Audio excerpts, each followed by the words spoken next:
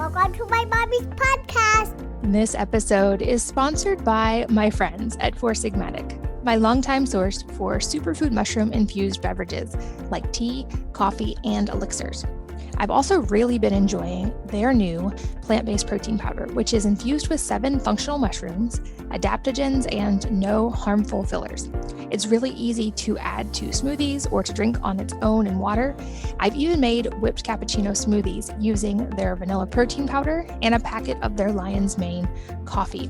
It was delicious and a perfect breakfast. So many protein powders taste chalky or have that weird artificial sweetener taste, and theirs is made with no gums or fillers or artificial sweeteners, just natural vanilla, and it's delicious. They also now have a peanut butter flavor if you are a peanut butter fan like I am. If you are new to functional mushrooms, I also highly recommend checking out their reishi packets at night for better sleep. Check out those and all Four Sigmatic products by going to foursigmatic.com/wellnessmama and using the code wellnessmama, all lowercase, all one word, to save 10%. Again, that's foursigmatic.com/wellnessmama and the code wellnessmama to save 10%. And this episode is sponsored by Joovv Light Therapy Red Lights. I have one of these in my bedroom, and I make it a regular part of my routine for several reasons. Emerging research shows that light dramatically impacts our bodies, and red light serves some especially important purposes in various ways. You've likely heard me talk about mitigating blue light exposure, especially from artificial sources, and especially at times that it would not occur naturally outside, like in the evening or at night, because typically we're only encountering that type of blue light outside midday and from overhead. There's even research showing that the angle of lights like blue lights are very important. But red light is the other part of this important equation. Because light signals a hormone cascade in our body that affects sleep, stress, and more, we can use these types of light to our advantage. Red light in certain wavelengths signals the body to rest and to turn on its natural healing processes, making it beneficial for sleep, for skin health, and for much more. I've personally been using red light therapy for years and lately have noticed that it's been especially helpful in improving my loose skin after an almost 100-pound weight loss. And I have had between 6 babies and weight loss quite a bit of loose skin, and red light really seems to be helping. You can learn more about all of the benefits of red light therapy by going to joovv.com/wellnessmama. And you can also lock in an exclusive discount for listeners of this podcast at joovv.com/wellnessmama. Hello, and welcome to the Wellness Mama podcast. I'm Katie from wellnessmama.com and wellness.com. That's wellness with an E on the end. And this episode is round 2 with one of the smartest people on the planet. Actually part 2 of round 2.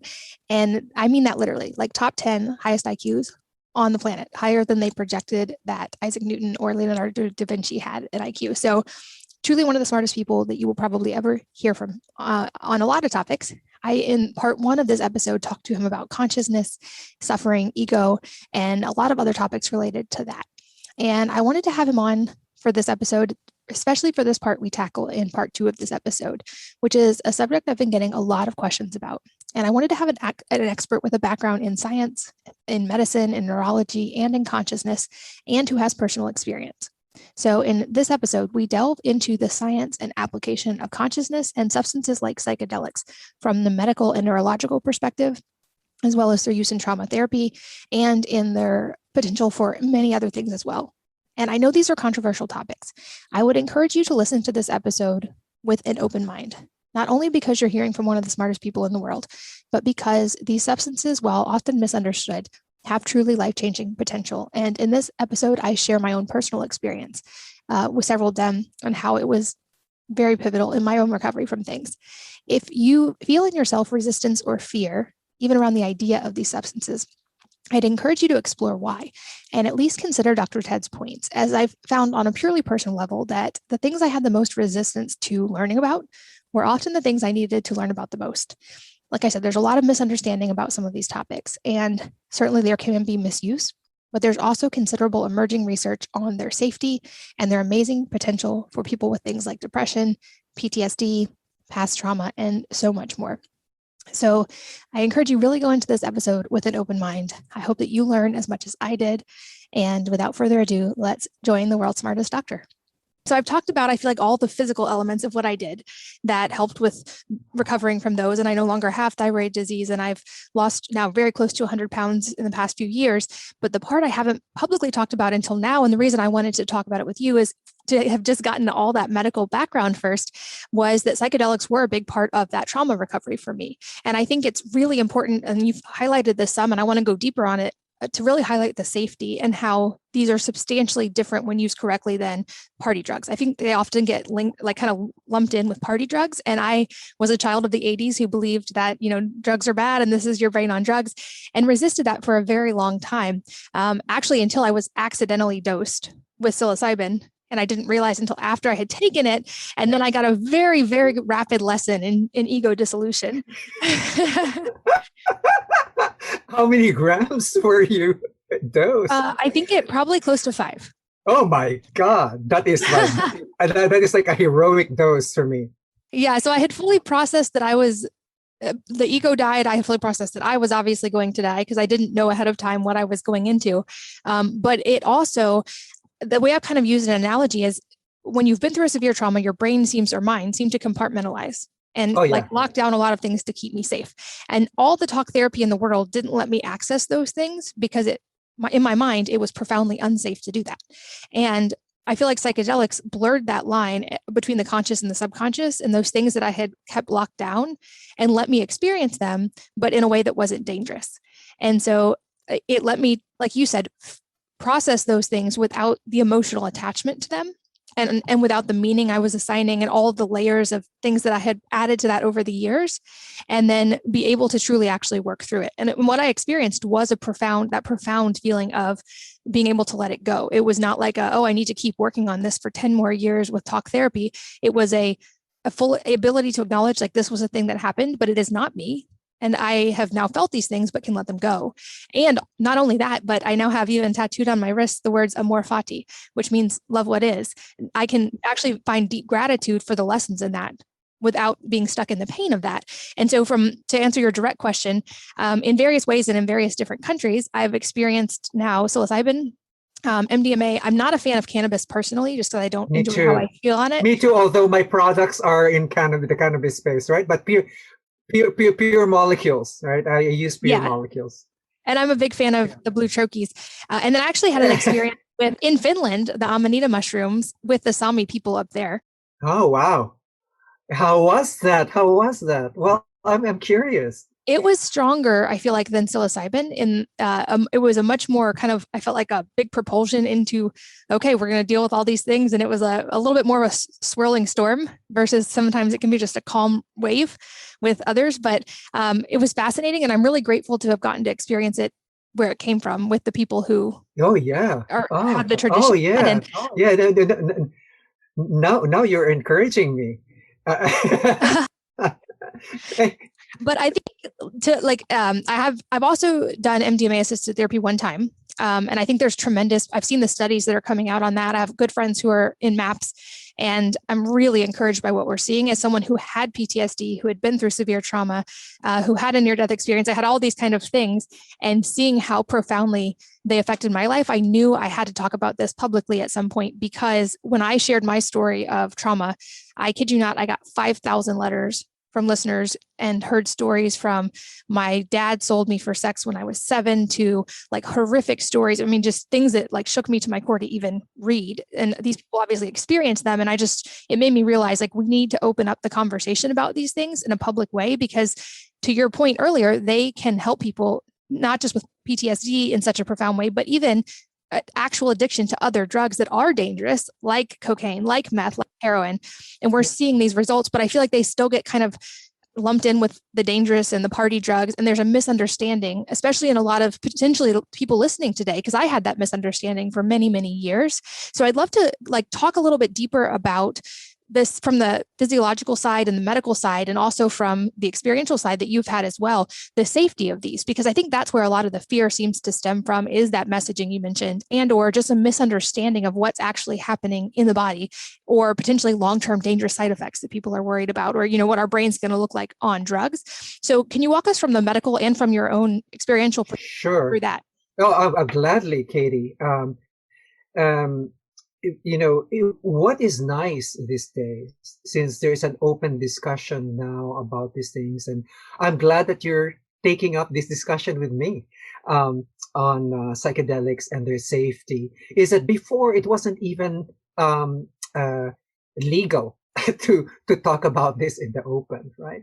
But now that we're talking about it in the open, one of the first things, of course, at the back of your mind, especially as a physician, right, is what's the safety of these things? And you take a look at this, and you see that for psychedelics, we could almost say that no one has actually died from these psychedelics. And the people who actually died from it died from something else, right? Because of the poor information that they had before taking it, or they didn't know what they were taking was actually adulterated. Now, that's the first thing that you should consider. Okay, when you're looking at a psychedelic, say it's LSD or MDMA, they could be cut with MDMA, for example, could be cut with so many other things, right? There are many research chemicals out there, and you could buy, actually, there are kits. So say someone gifts you some MDMA and so on. You could actually buy a kit to test the purity, whether or not you're actually getting MDMA. So that's the first thing that I encourage people to do, is know your source, right? Know the source of these things. And if you're going to a physician, of course, and who's versed in this, they will give you, of course, the pure source, the pure material, right? And so when you're taking mushrooms, of course, you have to know whether or not you're taking, it's like when they say this is a gram, dried grams, when they say it's wet grams or dried grams, don't take the weight of wet grams for dried grams. I mean, you'll be totally overdosing, right? So be mindful of the recommended doses, because those are the doses where we know you are going to be in a safe space. But we already know that there is the margin of tolerance for these psychedelics are actually very high. But see, the preparedness for the experience is a totally different thing, right? Because it could be traumatic for some people, especially for those who are not willing to give up their ego. It's a very traumatic, and it's a common experience, even for those who willingly take it, right? Like, I'm dying, I'm really dying. I'm not coming back anymore, and that's a very common experience. Now, the thing is and it was going on the back of my mind, because I'm never doing this again, ever again, and then you find yourself doing it again because you wanted to resolve something else, right? So that's the other part of it, is that these psychedelics are not addicting, right? Except for, MDMA has some addictive qualities to it if you don't watch out. That's why it's actually given only in 250 milligram doses, in two separate psychotherapy sessions. So mind the purity, right? It's the first part in safety. Second is mind the dose, right? Mind the dose that you're using. Now, the third, very important in every experience, is the set and setting, right? By set, I usually just say mindset, right? What's your intention in using this? And these are certainly, I certainly don't use this recreationally at all. Like, these are not recreational drugs. They're not addicting. And most people describe them to you as difficult. These are difficult molecules to take, but they're also ranked up there as one of the top 5 life-changing experiences that one could ever have.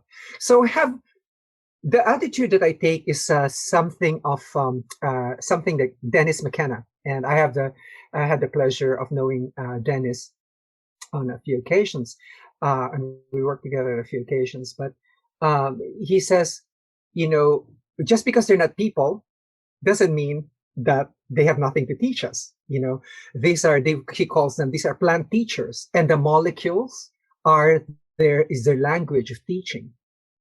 Is their language of teaching. So because we're filled with so much pride that we can teach other people, etc., and we speak in symbolic language, that others can't do the same. And plants can do that, fungi can do that, right? And it's just that the mode of communication or the mode of teaching us is via these molecules. Let me show you another dimension. Let me show you another way to be, right? So that's the mindset. Now the setting is very important. There are, for example, when you go to say Burning Man and other places where there are psychedelics and stuff, there are usually tents that will do mitigation for all this. They'll give you information. They will test what you have. They will mitigate stuff for you. They will give you hydration and so on and so forth. But the setting is very important. For example, you're doing this with a therapist. Are you doing this with an experienced sitter? Does the sitter know what to do? With you. Are there any? Do you have any pre-existing medical conditions that the sitter has to know about, and that your doctor has already cleared beforehand, right? Especially if you're an older person with a chronic disease, and so on, because some of these psychedelics can increase your blood pressure, right? Some of them can increase, not dangerously high, but you watch out for them. I've known of some patients who have gone for psychedelic therapy with experienced therapists, but they do take their blood pressure medication on the day of the therapy, so the blood pressure is continuously controlled. So. And then the other thing that you be wary about is, if this is your first time, don't do candy flipping. For those who don't know what candy flipping is using one psychedelic now and then an hour later using another. Don't mix them. If it's first time, you basically would like to take it for the purity of the experience, right? For purity of experience. For those who are, for example, going to take ketamine for depression, there are prescribed doses, right? There is the intravenous way of doing it. There is the troche way of doing it. But make sure that is always followed up with psychotherapy, session. Now, in order to get the most of any of these sessions, for safety and efficacy, it's just we can talk about this together. Is that really in any journey that you take, there has to be a period of integration, right? An integration period where you actually talk to someone about your experience and so on, or what you're willing to share. And this is a non-judgmental sort of like you're the one doing all the talking, right? You're doing this and saying that, and it's just basically a sounding board, and probably just to probe more about the experience rather than telling you what the experience was about, right? It's probe more about the experience and essentially, probe more about what insights you're getting, because remember the effects of these psychedelics are, as for people, they're lifelong, right? Especially in the first 3 months, it's like it's one realization after the other, even just from a single mushroom journey, for example, would do that to you. Now, there is a warning here for the mentally unstable, right? Those who are, have especially for those with a diagnosed schizophrenia, or are suspected of having a mental disorder, like a bipolar disorder, a mood disorder, like bipolar disorder, etc. This can be difficult to administer, right? They say, for example, if you're in the depressive phase of a bipolar disorder, it may be okay to give this stuff, but not on the manic phase. So But for me, if you are diagnosed with any of this, please, you have to consult with your psychiatrist and see, what the proper advice is for this, because this can unhinge you, right? If you have a tendency for schizophrenia, it will push you into that particular direction. Not to scare anyone, right? But this is all about safety, right? You should know, because as Katie and I were talking about here, you will experience, oh my God, I'm dying. I swear I'm not going to return anymore, right? This is it. I'm dead, right? And if you think you cannot withstand something like that, don't do it, right? Do it, because there's a certain readiness on your part, right? A certain readiness on your part to take a look and, for example, process your trauma, or be able to gain insights on why on a loss, right, that you cannot get over with, right? For example, you're in severe grief for already like 5 years over the loss of a loved one, like a child or a spouse, and so on. Or, as you said, sexual traumas, which are buried there from childhood or early adulthood, right? Or sudden violent acts or chronic violent acts, like in battered wives. So make sure that when you are going to take these substances, make sure that you're already in therapy, for one, so you have a good handle on what your condition is, right? Make sure that you're in therapy so you have a good handle on what conditions. If you're healthy and so on, I would encourage people, to follow the guidelines of purity on dosing, on an experienced therapist or an experienced sitter, at the proper set and setting, the proper mindset of why you're doing it, what's your intention, right? Intention is very important. And then what setting are you going to take it? Peaceful surroundings and a surrounding where you feel safe, right? For example, much of the reported death in ayahuasca, two, I think, was from the fact that in the middle of the journey, they actually stumbled out of the camp or of the compound, and no one actually was assisting them. So while I'm not knocking on groups that give ayahuasca journeys, and many of them are professional, and will basically guide you and so on. But I'm just saying, choose from among these professional organizations. Choose wisely where you want to go, right? Who you want to go with, right? I know that many younger young adults in there want to try this just for kicks, right? As many people do. If you want it, ask mommy and daddy, right? This is not a toy. It is not a simple drug to deal with, right? Although it is physically safe, right? Although it's physically safe, you don't know what you will experience while you're in it, right? As I said, one of the things that I don't like about psychedelics in the context of enlightenment or awareness or expansion of consciousness is it changes the contents of your consciousness, right? To something more fantastical or dreadful, right? Phantasmagoric or something like that.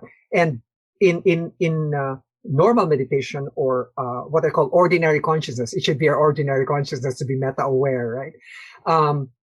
Is that this what we see around us, what we're looking at, is the contents of our consciousness, right? But psychedelics will change that. But at the same time, the big bonanza of the psychedelics, that it rewires your brain, right? It does a rewiring of the brain.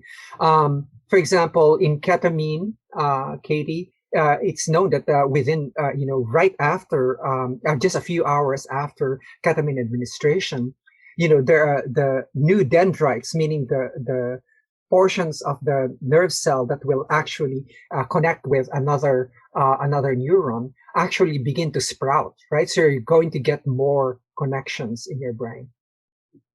So that's those are my words on safety here. But your listeners are educated. The resources are out there. Go and look at reputable resources for what you are going to do, right?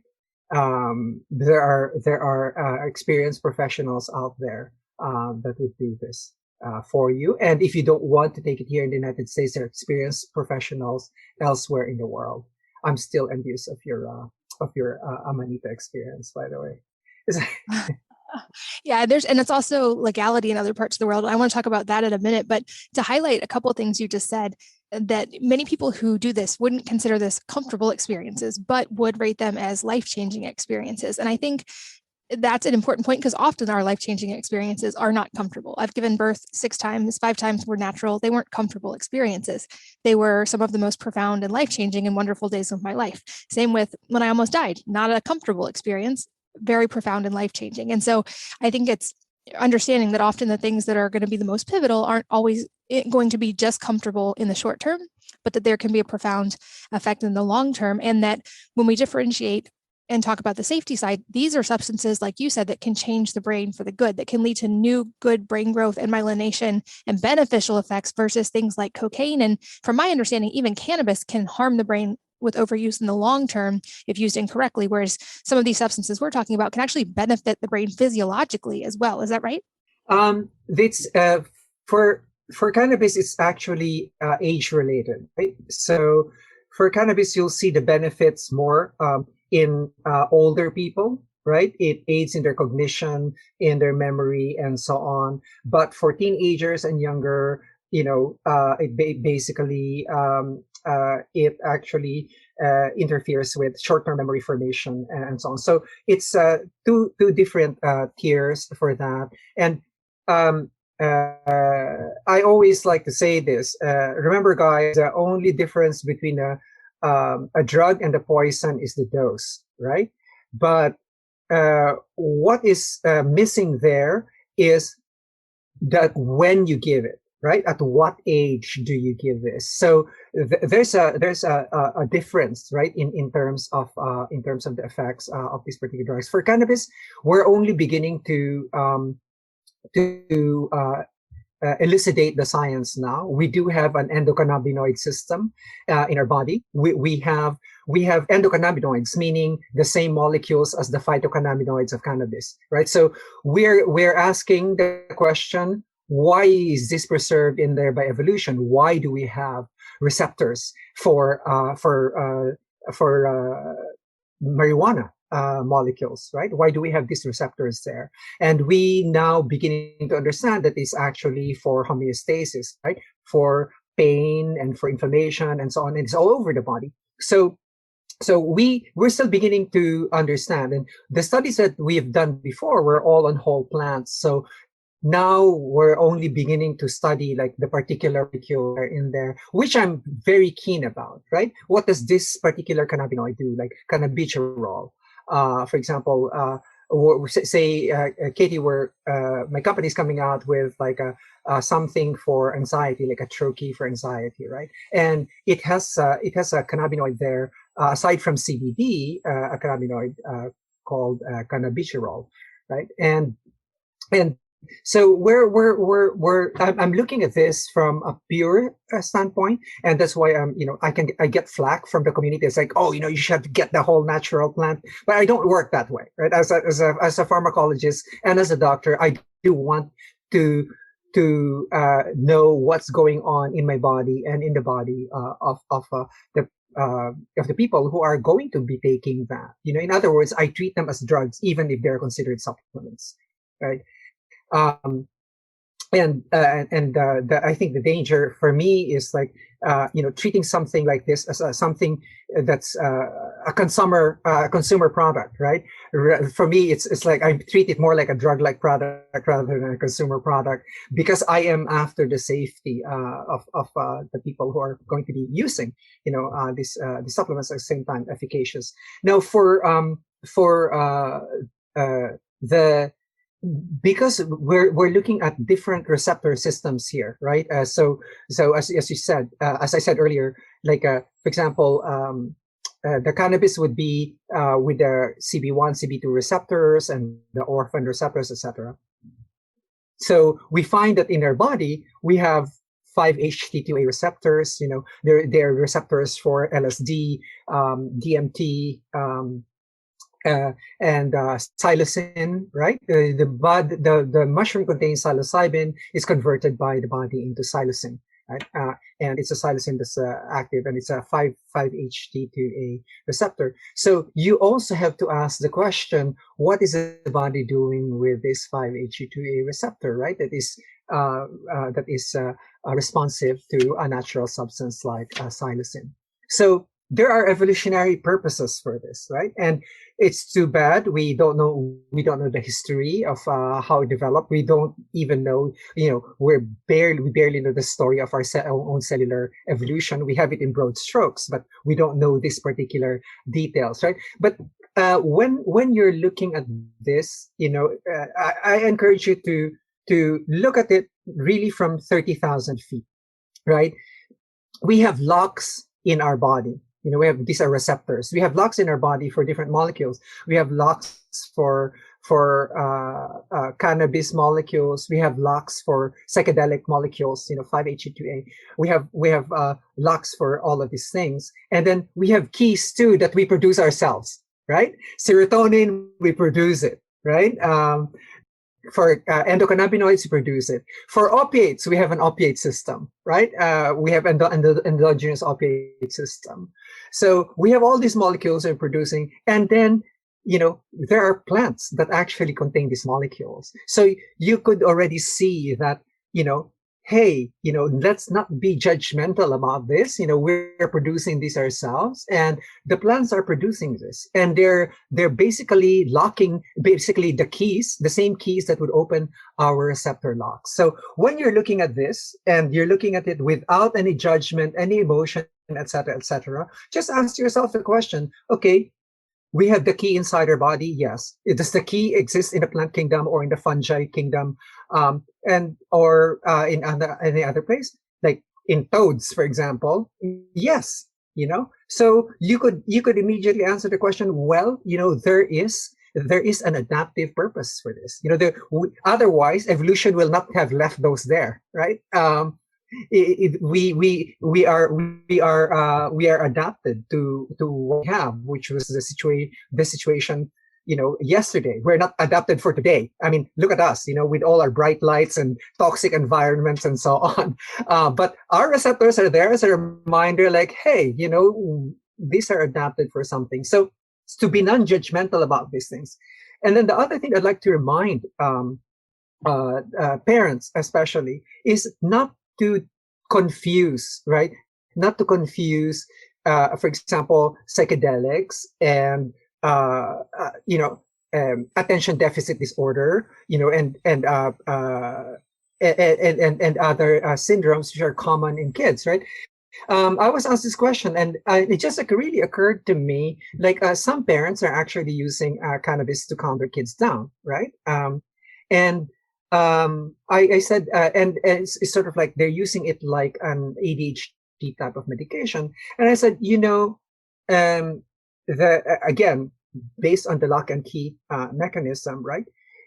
That lock and key system is the endocannabinoid system. The lock and key system for ADHD, for learning, is actually the dopaminergic system. The dopamine is the reward a molecule of the brain, right? And it is dopamine that's addictive. Cocaine, for example, will kick your dopamine up to 4,000%. Okay? So, and that's why it is addictive. When you are dealing with an addictive substance, you are sure that it's kicking up your dopamine. by high percentage. So, but this again, again, is a matter of dosage, right? So, like for example, in the Andes, if you've ever trekked the Andes, etc., you are served coca leaves, right, in coca tea, and there's and there's cocaine in there, right? It helps with altitude sickness and all that. You chew the leaves and so on, and that's fine, right? But when you refine it and give it a higher dose, it gives you this huge dopamine bump, and you become the wolf of on Wall Street, right? Because it makes you feel so invincible. And what I'd like your listeners to know is that this is a different lock and key system, right? That's just different. It's just interfacing with the cannabinoid system, the opioid system. So not to lump this all, into a single problem or a single issue, right? You have your dopaminergic system, which is highly addictive, like cocaine. You have your opiate system, right? Which is, with our opiate epidemic, we have a lock and key system for that. And, it was abused because it's good for relieving pain, right? And then you have your endocannabinoid, which is actually great for relieving seizures, right? For Charlotte Figi in Charlotte's Web, for example, right? And there are syndromes in kids like Dravet syndrome or the Lennox-Gastaut syndrome, for example. These are intractable seizures that can be quieted down by CBD. So don't use that to quiet down your children's behavior, right? That's a different mechanism altogether, right? That's for seizures and hyperactive foci in the brain. So when you look at this, when people look at drugs, they tend to lump them up together. And a practical way to do this is really, any person could do this. Is like, what lock and key system is it affecting in the brain? Is it the opiate system? Is it the dopaminergic system? Is it the serotoninergic system, like your classic psychedelics? Is it the cannabinoid system? Is it the GABAergic system? The GABA, gamma aminobutyric acid is the major inhibitor of the brain, and GABAergic systems, would calm you down. And guess what? One of the most popular drugs for so many decades now has been. It's Valium, right? Valium basically will lock on to your is the key to your GABA receptor and say, okay, chill, baby, and that's what happens, right? So these are different things. They are not, it's like one drug issue. No, it's not. Each is its own lock and key system, and we should consider these things separately because their actions are different, right? Their actions are different, and the way we look at them should be like, okay, what system are we affecting? So if you have this kind of perspective, it will be easy to teach your kids, right? If they want to try something, they want to try a psychedelic. Okay, then that's a serotoninergic system. Then you could say, okay, here's what happens in that. Katie, before I forget, is one of the things that I wanted to touch on really is like, what do you do after, say, you take MDMA, right? And after that, what do you take, right? And you know that it will deplete your serotonin, right? Because it will raise your serotonin and it will deplete it. So you could do a Google search out there. You could probably help yourself with some 5-HTP capsules afterwards. You hydrate, take some 5-HTP capsules, and don't take it probably until 6 months later, or a year later. Because for some people who are sensitive to it,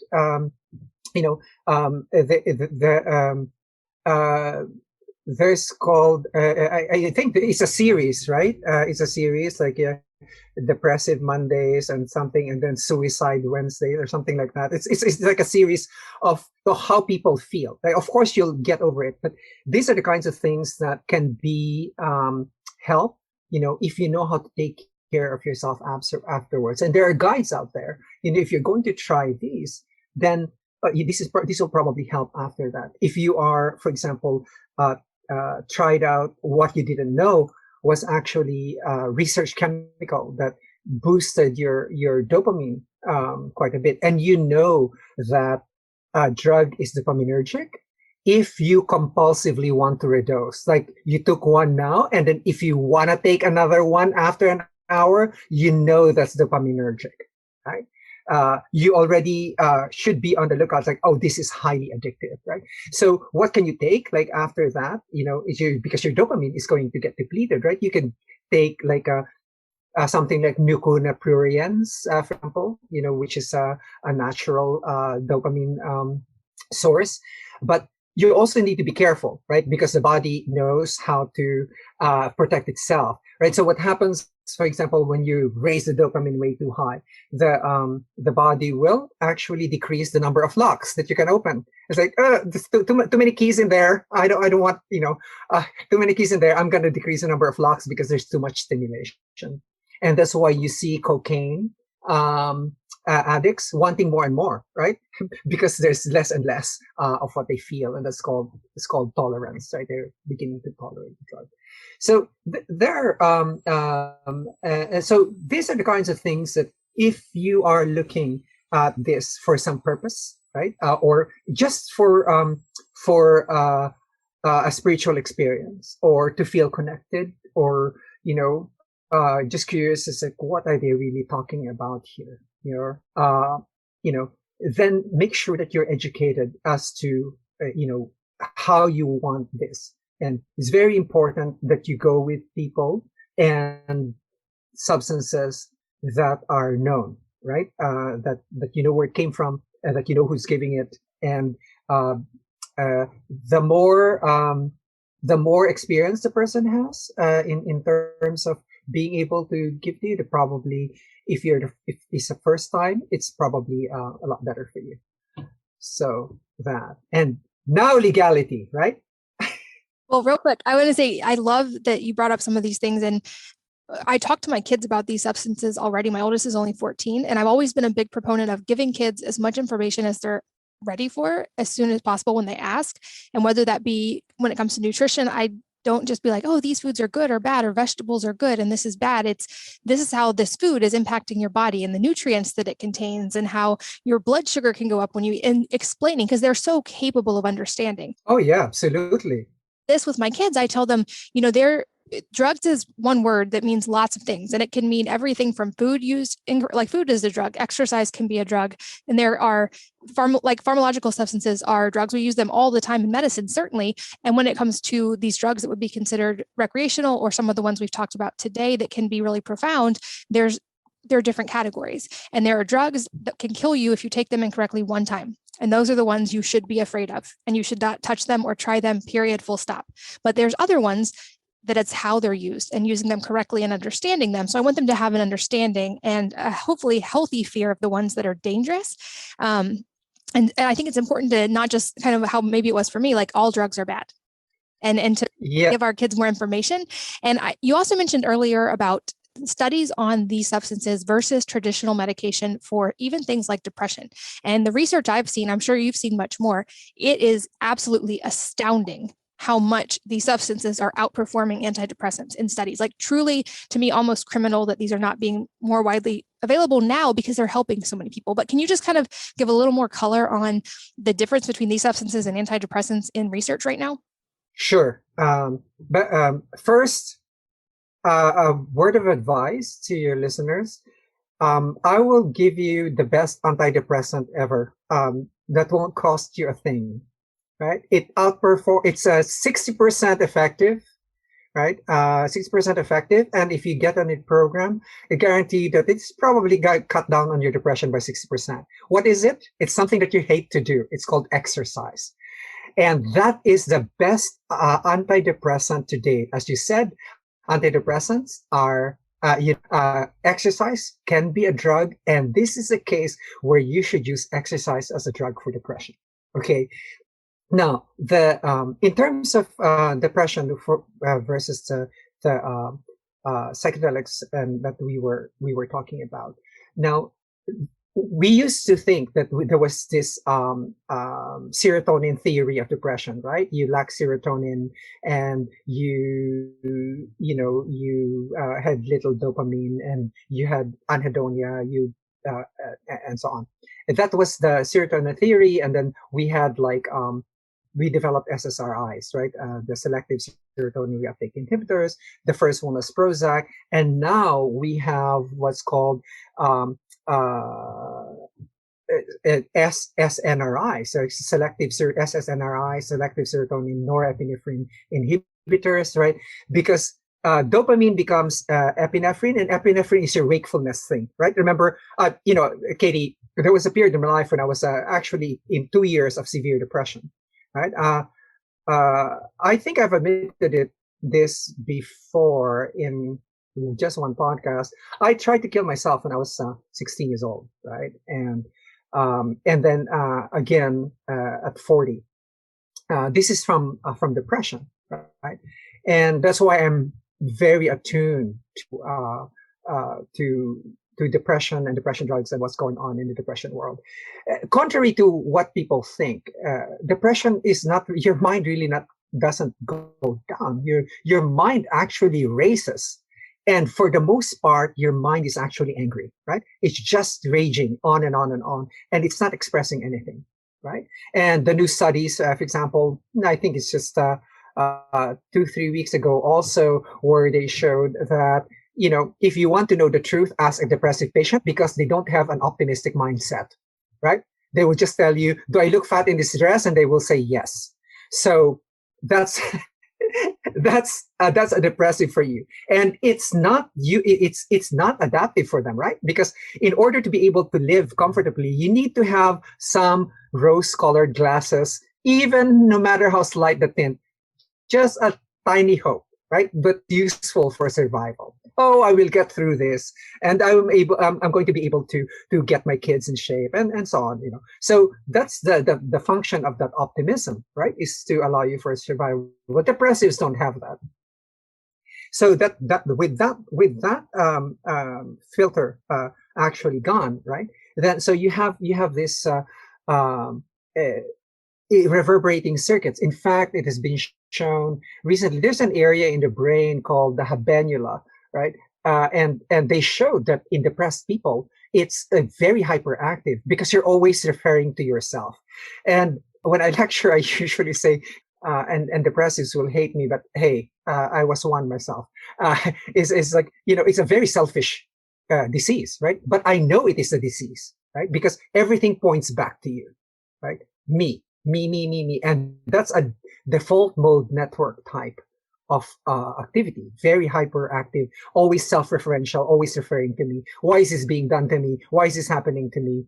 Or the reason why they thought the dopamine levels were also low is because I don't enjoy anything, right? It's called anhedonia. I'm not enjoying anything. So their solution here was then to boost your serotonin levels, right? To do that. But so now, if you look at psychedelics, let's take a look at two forks here, right? Well, I just said that the DMN is hyperactive, right? So because there's so much self-referential stuff. So with the DMN in there, so what can quiet the DMN very, very quickly, right? Is ketamine. Ketamine can just boom, quiet it and reset it very quickly. And now it's, as I said, it's already being approved for treatment-resistant depression. But you know what? And this is just me. I'm not recommending that any other doctor do this. Is that, for example, in acute depression, where there is, for example, severe and sudden unexpected loss of a loved one, right? I think an immediate ketamine therapy would be very, very useful for the person not to get further traumatized by what's going on, right? And that's me, but for now, it's like they exhaust all the means for antidepressants first before they give you actual ketamine. So that's to silence your DMN. Now, other part of it is actually the use of low dose psychedelics, right? For example, low dose LSD. And the reason for that is that LSD, for example, will bind very strongly, in fact, to the 5-HT2A receptor, which is, as I said, a serotonin receptor, and can lift your mood. In fact, there's even a book that's written about this where she was microdosing, right? And after about a month, it's like she experienced a pleasant day after several months of being depressed. Right? So it's just a nothing, just being able to appreciate that the sun was shining outside, those green meadow that she was looking at, there were flowers out the window, etc. Many of us take that for granted, but for depressives, like, that doesn't mean anything. That doesn't strike a chord, right? It's funny because of when I'm a microdose, Katie, is that I want to touch all the plants. When I'm walking, I touch all the plants, whether they prickly or flowery or whatever, I touch all of them. But that's the thing in there is that it stimulates the 5-HT2A receptor just as a lower dose where things seem a little brighter, right? Things the colors seem to pop a little bit more. It's sub-perceptual, like you almost feel like nothing, but there is a certain free quality to it, right? There's a certain free quality to the experience. So that's a relationship with psychedelics that we talked about. You can also use, of course, microdoses of psilocybin and so on. You should ask, before you do this, as I said, you should ask your psychiatrist or your psychotherapist. Many of them, if not most of them, are very open to this. You know why? It's because they don't know how, they don't have anything to give anymore, right? We've swept this under the rug. And Katie, I had an experience here over a decade, probably decade and a half ago. I was approached by a psychiatrist here in my neighborhood and said, Ted, he said, can you help me with something? I said, I know that this is within your line of expertise. This is what you do. I said, what? He said, we psychiatrists are so good at getting into antidepressants, but we have no way of getting you out. Can you help me devise a way to get my patients out of antidepressants? They've been on antidepressants for years, and they've been moving from one to the other, right? And that's the issue that psychiatrists face. Many of them are actually compassionate about this. They go, I got you addicted to this drugs already, and you're in them. My best friend in med school, committed suicide, and she was on 8 antidepressant drugs, right?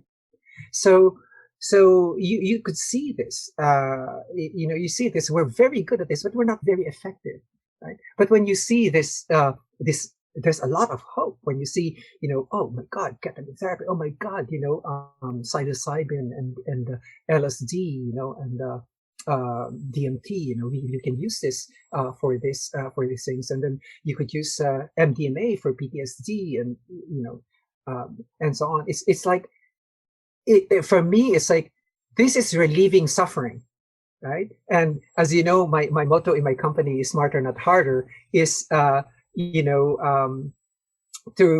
relieve suffering in myself, and to relieve suffering in others, knowing that there is no other, like you and the other person. There's no difference, right? That your suffering is the same suffering as theirs, right? And just being able to experience, Katie, just being able to experience once the peace of not having the ego scream at you all day long, yeah, ta ta ta ta ta ta ta ta ta, and judging you and judging other people and criticizing. So just to have that one-time experience of not having that at all, and then being able to cultivate that in the daily practice of meditation, I think you've found true happiness. So whatever life deals you, you're already happy, right? At any one instant of time. And I said, that's why I tell my patients, you actually can be happy even if you're in severe pain, right? Because you could see the pain arise and say, oh, there's the pain. It's like, my body loves me actually because, it's giving this pain signal. saying that it is this, right? But pain is one of those that's very constricting, right? It brings your ego right back smack down. It's like, fuck, blah, blah, blah, blah, blah. This is so painful. My sciatica is acting up, and my kid jumped on me, and my sciatica started acting up, and so on and so forth. That's the real pain, is the story that you created after that, and but the pain itself is just there, and it could be observed, right? And you could do whatever treatments that need to get done with it. So that's a relationship that I think could be easily established between depression and the drugs for the treatment of depression and what they usually do. And now we know what the DMN does, and we know where classic psychedelics do their work, and then we put them into action into those particular areas. And I said, all you need to do is to know what the keys are and what the locks are that are inside your body. Right? Yeah. And that meditation is also an important part of that key and can be very important both with this or on its own. And I want to speak to the people who maybe are like me, how I used to be, of still having that resistance or fear of like, oh, drugs are bad. And I've learned the hard way in life, anytime I encountered a very strong resistance to questioning something, that was almost always the thing I most needed to evaluate more deeply. And so I actually now have a conscious practice that every year I make a list of things I firmly believe to be true. And then I question them by purposely reading things that would have alternate viewpoints. And I've learned so much from doing this, but I just offer that encouragement to anyone who maybe still has some like fear or resistance. Definitely be cautious with these things. We're explaining the safety, but I just encourage people to like thoughtfully question any belief that's so firmly held that you're afraid to question it in general, especially because you touched on it earlier, but these are substances that have been used throughout different cultures, throughout as much of recorded history as we have in different ways. And I may have my facts wrong, but I've even read that in like the biblical traditions, there are actually references to these substances in the Bible, or things that were burned in temples were potentially acacia wood, which was very high in DMT. Is that right? Yes. There's even a supposition, right, that the burning bush was actually a marijuana plant. So, and for it's like all of these things that were being seen were actually all of these hallucinations. Actually, you touch on the heart, of meditation itself. You say, what are you resisting, etc. Exactly, it's exactly that is actually a fruit of meditation. See, when you encounter someone during the day, say your kid or your spouse or a friend, and it gets you defensive, there is something in you that's resisting that, and that's your ego. It's like, ooh, there is something resisting here, right? You get defensive, right? You defend at all costs what's right for you and what's wrong for you, because that's what the ego does. That's what the self does, right? It's as I said, it has the defensive function, and you just have to, the meta awareness that you get from doing the meditation actually gets you to see that your ego is trying to defend itself. Oh, there's a defensive function of it, right? But that practice is actually great, because when you're resisting something is when you least realize that you're resisting something, right? In Buddhism, there's this thing that when it's one of the things that you have to be aware of is you're clinging to a particular idea, right? And therefore, the flip side of that, if you're clinging to a particular idea, is you resist new ideas. Right? So it means that you are clinging to something. Right. So as I said, clinging in aversion, right? Instead of just letting them arise, like, that's the right concept, and this is the right concept, and that's you're wrong, I'm right. And one of the things that perplexes my students is when I tell them, when I tell them, would you rather be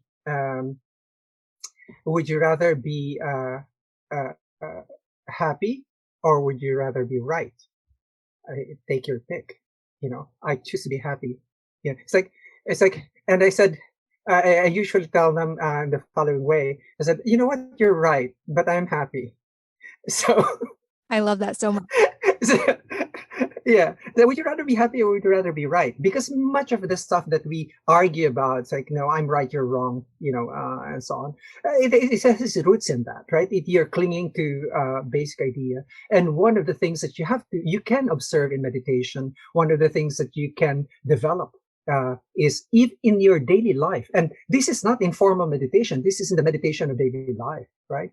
Is to actually look and see where you're getting defensive, right? Where you're getting defensive. There are also many techniques that you can use in life, Katie, that are derived from, like, for example, the Stoic practices, right?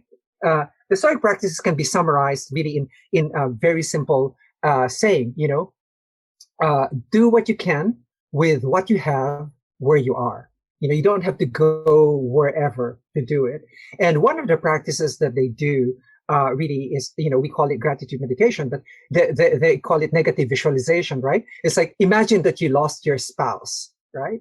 And, oh my God, then you realize how important your spouse is to you, right? Or you imagine that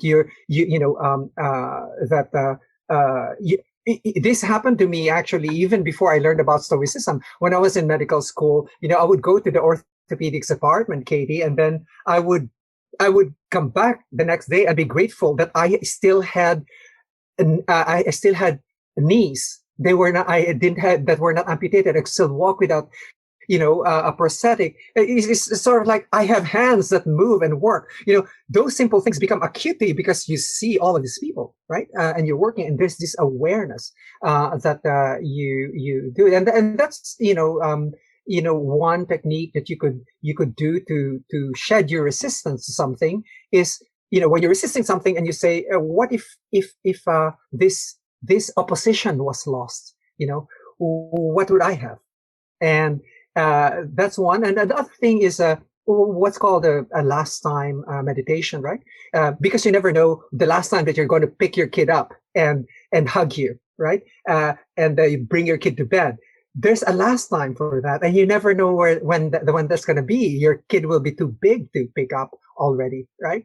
Yes, you don't know when the last time. For me, I didn't know that at age 39 would be the last time I'd ever go camping with really a tent and all, right? At age 40, camping for me was a Motel 6. So, that's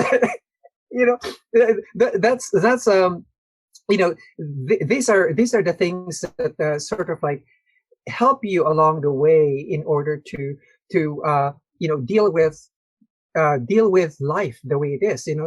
Life is just as it is. It just unfolds by itself, right? And it's our effort to just control and control and control. It's as if, it's the illusion of control. It's as if we actually have it under control, but life does what it does, right? And that's why I say life is a dance, right? It's not a journey. People say life's a journey. No. Life's a dance. In a journey, you have to reach a destination. And if you consider that, then death is a destination, don't forget it. That's not life. Life is a dance, right? You enjoy the dance. You enjoy the music. You don't dance just because you want to reach the end of the music, right? You dance because you're enjoying the dance right now. And the way to embrace life is not too tightly. Your partner will choke, right? Not too loosely. It will go away. Just right. And that embrace is with the ideas that you have, with your possessions, with experiences, etc. Just lightly, right? So you're able to swing around and dance and enjoy the music. I love that. That's a beautiful analogy. This episode is sponsored by my friends at Four Sigmatic, my longtime source for superfood mushroom-infused beverages like tea, coffee, and elixirs. I've also really been enjoying their new plant-based protein powder, which is infused with 7 functional mushrooms, adaptogens, and no harmful fillers. It's really easy to add to smoothies or to drink on its own in water. I've even made whipped cappuccino smoothies using their vanilla protein powder and a packet of their Lion's Mane coffee. It was delicious and a perfect breakfast. So many protein powders taste chalky or have that weird artificial sweetener taste, and theirs is made with no gums or fillers, or artificial sweeteners, just natural vanilla, and it's delicious. They also now have a peanut butter flavor, if you are a peanut butter fan like I am. If you are new to functional mushrooms, I also highly recommend checking out their reishi packets at night for better sleep. Check out those and all Four Sigmatic products by going to foursigmatic.com/wellnessmama and using the code wellnessmama, all lowercase, all one word, to save 10%. Again, that's foursigmatic.com/wellnessmama and the code wellnessmama to save 10%. And this episode is sponsored by Juve Light Therapy Red Lights. I have one of these in my bedroom, and I make it a regular part of my routine for several reasons. Emerging research shows that light dramatically impacts our bodies, and red light serves some especially important purposes in various ways. You've likely heard me talk about mitigating blue light exposure, especially from artificial sources, and especially at times that it would not occur naturally outside, like in the evening or at night, because typically we're only encountering that type of blue light outside, midday, and from overhead. There's even research showing that the angle of lights like blue lights are very important. But red light is the other part of this important equation. Because light signals a hormone cascade in our body that affects sleep, stress, and more, we can use these types of light to our advantage. Red light in certain wavelengths signals the body to rest and to turn on its natural healing processes, making it beneficial for sleep, for skin health, and for much more. I've personally been using red light therapy for years and lately have noticed that it's been especially helpful in improving my loose skin after an almost 100-pound weight loss. And I have had between 6 babies and weight loss quite a bit of loose skin, and red light really seems to be helping. You can learn more about all of the benefits of red light therapy by going to juve.com/wellnessmama. And you can also lock in an exclusive discount for listeners of this podcast at joovv.com/wellnessmama. And I do want to circle back to the legality as well, because as you've touched on, these various substances are in various stages of legality. I think it seems like we're going to see much more widespread acceptance of these things and more availability of them, I would guess, in the next decade, certainly. But just kind of touch on, certainly, because we're not advising anyone to do anything illegal in this podcast. So just kind of touch on where these things are in legal. Sure. As you know, the big news last December was there are certain cities with what's called a decriminalized nature. They put it to vote, and essentially making psilocybin mushrooms legal, and cannabis plants legal, etc. It's you basically can criminalize plants or fungi. Now, how can you, right?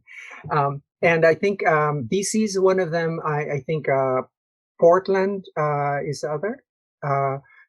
There is Oakland, and there is Santa Cruz, California, and there's Denver, Colorado, that all have approved that. And this is just like the marijuana before, just a few, and then it goes bigger. So in those cities, although it's been approved, there's still the regulations still have to follow, right? They still have to follow in that regard. Now, the for MDMA, it's definitely a restricted substance, and you have to go to a licensed therapist and be able to access it. But right now, I don't know what the arrangements are, with MAPS as regards that, but they do have licensed therapists who can help you with this and enroll you in their research program, right? To do this. For psilocybin, it's a different story, right? It is legal to buy spores, right? You can grow your own. It's illegal to buy the mushroom, right? So you could see out there that you could buy the spores at Amazon and so on. It's it's an art to grow them. They're very fastidious, right? They like sterile environments. They have particular temperatures by which they grow. Can you tell? how do I know these things? But illegal to purchase them as a finished product, right? So, but the spores themselves are not illegal to purchase. If you, for example, DMT is a Schedule 1, right? And we produce it in our bodies, but so all of us should be hauled to jail, right? Schedule 1. But if you want to go, there are international areas like Costa Rica, Peru, definitely that you can actually do ayahuasca journeys. Parts of Brazil, where there are shamanic traditions, right, in there. So if you want there's also Katie, the difference between traditional, the traditional shamanic experience and versus you're going to do the psilocybin experience. So the shamanic experiences, there are now places around the world where you can do that. In Europe, there are places where you could actually do psilocybin therapy if you want to, right? If you want to do so. For here, it's much of an underground, but there are therapists, they are licensed therapists, but they won't admit to giving psilocybin, right? And so on. And if you see the podcasts out there and you read about reports, etc., they don't disclose who the therapist is, but these therapists are actually doing this kind of work, and they're getting really fantastic results, right? There's, of course, the huge research of Roland Griffiths at Johns Hopkins in Baltimore on psilocybin, right? So, as I said, MDMA is on schedule, is on phase 3, and after that, if we're lucky enough, it could be a drug that can be used, and they can be therefore accessible with a properly trained therapist, right? But for now, essentially, if you are really strong-headed and you want to do this, what I say is find a good, experienced person to actually guide you through the process, right? It is illegal for much of the stuff that we're talking about. It is illegal, but not unhealthy, is what I say. It is illegal, but not unhealthy. It is less dangerous than driving on alcohol. Less dangerous than drunk driving, or smoking, for that matter. As I said, the deaths are actually from not from the molecule itself, but from other circumstances. And just be careful of your mental state, right? If you have schizophrenic tendencies or bipolar disorder or any such disorders, then you have to be a little bit more careful. There's better responses to depression at this time, but we don't know. If you're looking for stuff like for drug addiction, there are actually clinics out in Mexico that do ibogaine therapy. They are actually medical. Make sure that they're medical facilities, because they actually have an emergency physician or an anesthesiologist on staff, right? That can handle any respiratory emergency or anything that happens to you.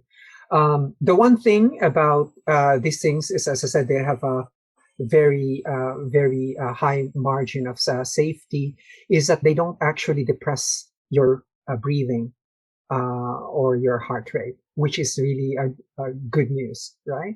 Even for ketamine, the reason why it is such a successful anesthetic is that it doesn't depress your respiration.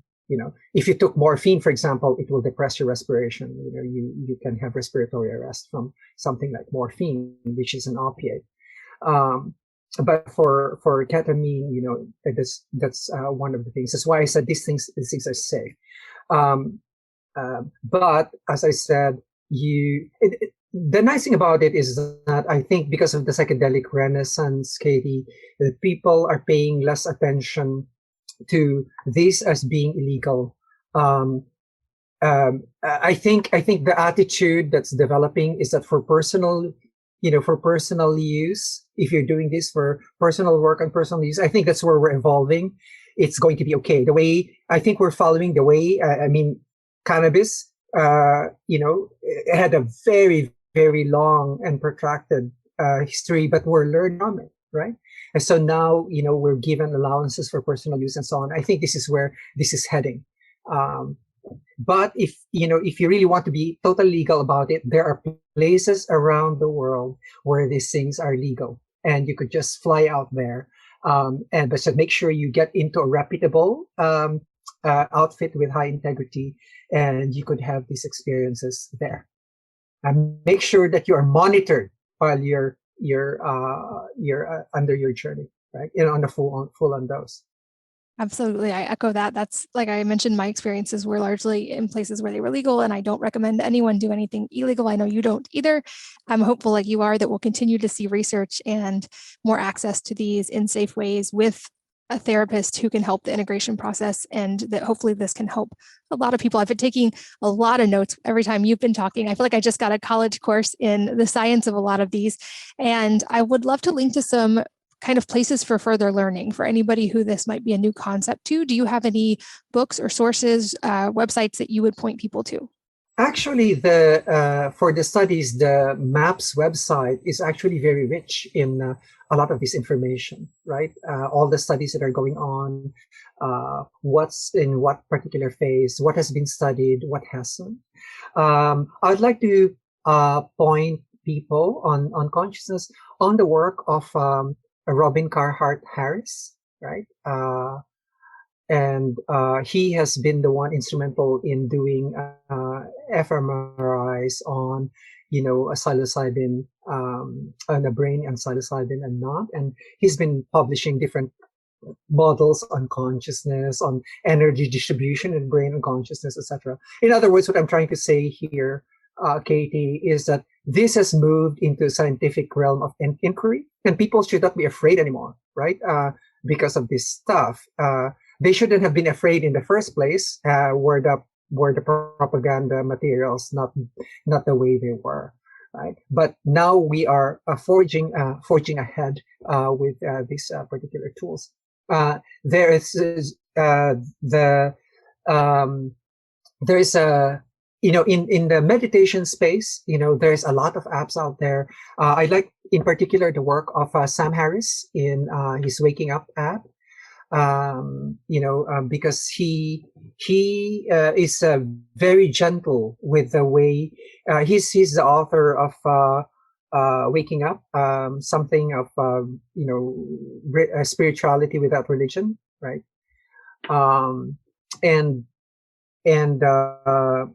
It's from the apps out there in terms of meditation and using it in addiction and eating disorders and so on. The work of Judson Brewer is actually great. He has apps as well, and he has a good I think it's a paid app on anxiety, but I like his work. So all of this, there's a space on meditation, and the space on psychedelics essentially is very, very fast moving, right? If you want to take a look at classic books on this, you should check out the work of James Fadiman, right? It's like what is it? I'm blocking out the title. It's kind of like a Hitchhiker to the Galaxy. This is like Hitchhiker's Guide to Psychedelics, something like that. He has a new book now, on us having many selves, and these are sort of like the main people for me, the main people that I observe and what they're doing, right? Are these people: James Fadiman, Carhart Harris, Carhart Harris, of course, is supported by Amanda Fielding, right? And they're in London. And then, of course, there's a very good podcasts from Dennis McKenna, the brother of Terrence, on all of these. So for me to be safe in these areas is for me to follow, because your information is only as strong as the authorities that you respect, right? If you don't give someone authority over the information, then you won't believe the person. So, follow like Rick Dublin and what he says and what they're doing at MAPS and so on, and what the studies are there. So I follow their work and follow what's being done. I follow also there's Rick Dublin, and then there's Roland Griffiths out of Johns Hopkins, is big on this psilocybin research, and then there's Dennis McKenna in the Hefter Foundation, is big on LSD research, right? And then you have in the meditation space, you have a lot of apps. There's many beautiful people in the meditation space. I mean, Shinzen Yang, so on. But I'm really, you don't have time for all of them.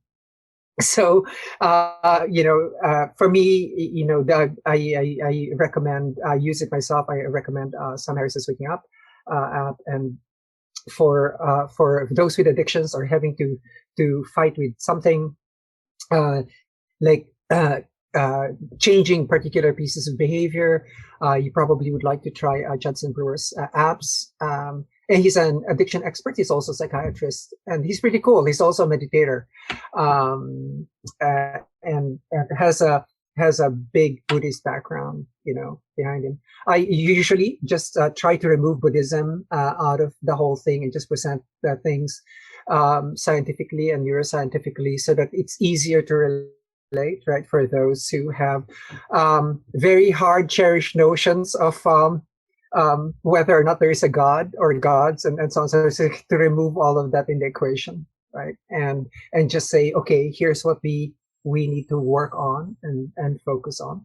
And just so, Kathy, to put everything into perspective here, there's a study that was done on how the East and West perceive things, right?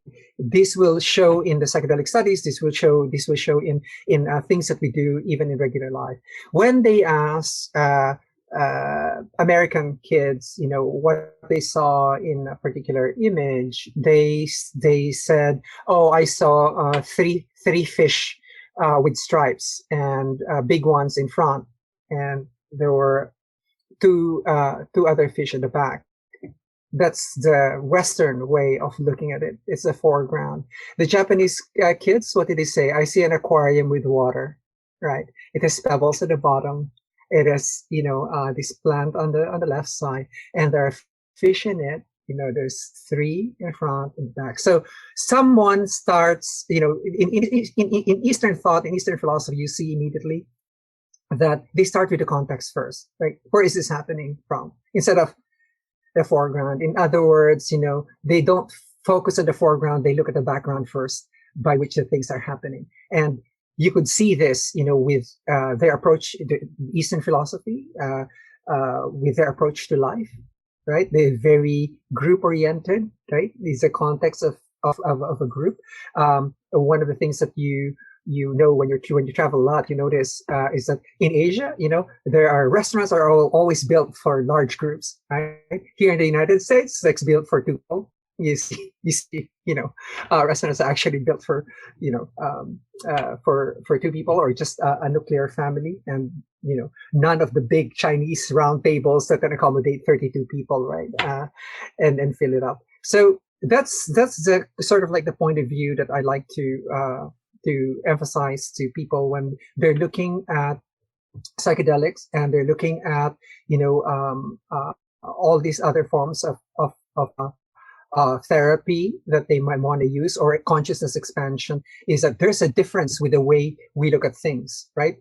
When we look at it from a scientific point of view, then you look at it as a fish. This is what it does. This is what it does in the receptor. This is what, these are the effects. But when you add the spirituality to it, like this is the context by which I am feeling that this is one of the top 5